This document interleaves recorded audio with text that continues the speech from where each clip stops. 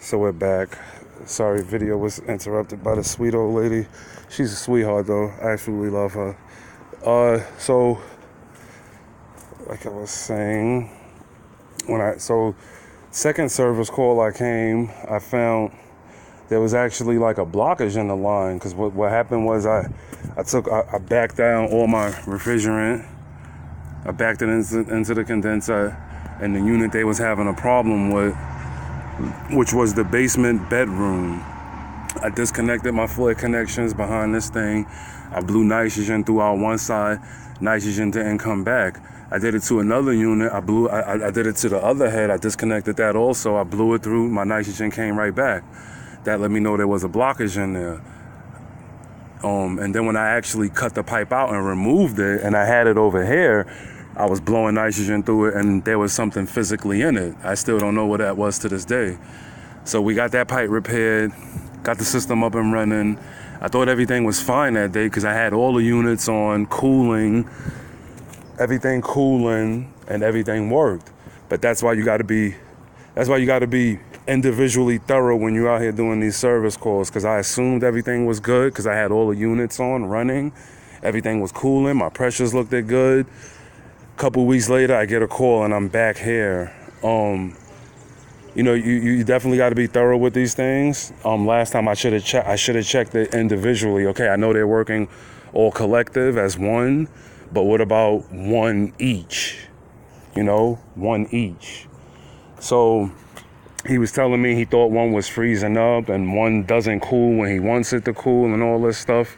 So make a long story short, after doing a whole bunch of troubleshooting with tech support, I thought it was low on gas, but it wasn't.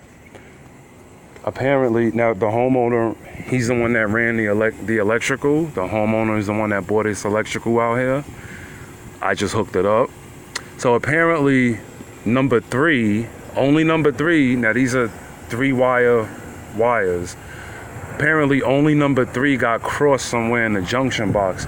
Now, you really shouldn't have a junction box at all on these type of mini splits. These things right here, Fujitsu's or LG's and things like that. It really shouldn't be a splice on it at all. But I think he got a splice somewhere. There's junction boxes in here. He ran the electricity. Somewhere, unit E got crossed with unit A, but only wire number 3, only the red wire. So I got those swapped out after a bunch of tests to verify that was the problem. And now I'm getting ready to get out of here. We're up and running. Got all my units labeled right here. I know A is my basement.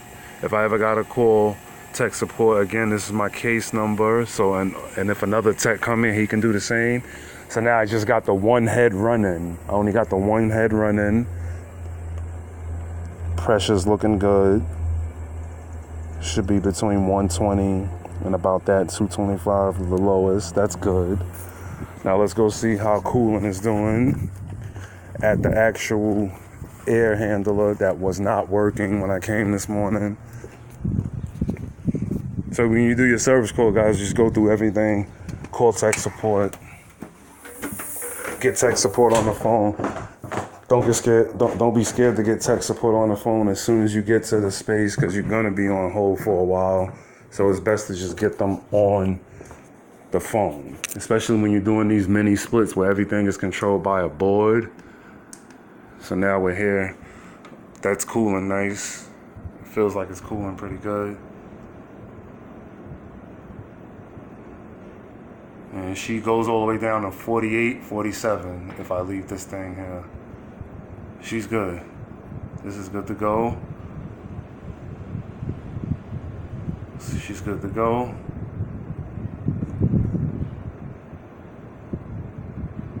She's good to go. She's good to go. Now with those lines crossed, this was just blowing warm air. Even though I was calling for this to be cooling on the remote, this was blowing cold air. And even though this was off, the coil was still getting frozen because the condenser, the communication wire was telling the TXV to send this Freon, even though this was not technically on. So we should be good here. I think we're good. S. HVAC Services. Hit that like button and subscribe, because I'm going to be throwing up videos. I do this every single day. Been doing it for a while.